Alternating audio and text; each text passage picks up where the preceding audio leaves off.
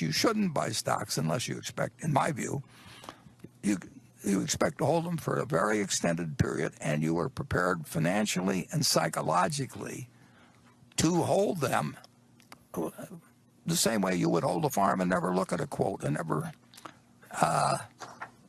pay it. You don't need to pay attention to them. I mean, the main thing to do, and you're not going to pick the bottom, and nobody else can pick it for you or anything of the sort. You've got to be prepared to, when you buy a stock, to have it go down 50% or more and be comfortable with it as long as you're comfortable with the holding. And I pointed out, I think a year, maybe 2 years ago in the annual report, just the one before this most recent one, I pointed out that there have been 3 times in Berkshire's history when the price of Berkshire stock went down 50%.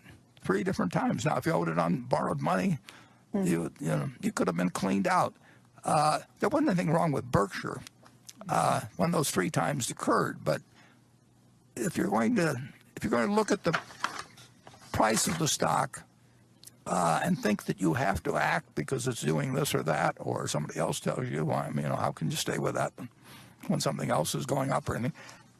You've got to be in the right psychological position. And frankly, some people are not really careful. Some people are more subject to fear than others. It's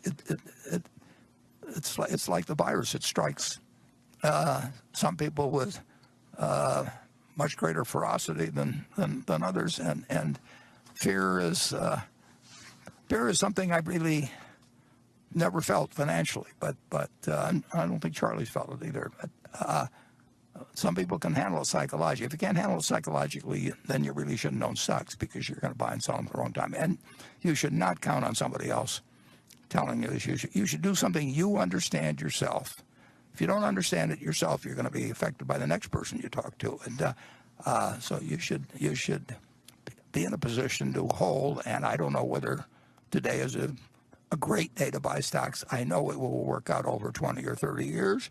I don't know whether it'll work out over 2 years at all. I have no idea whether you'll be ahead or behind on a stock you buy on Monday morning.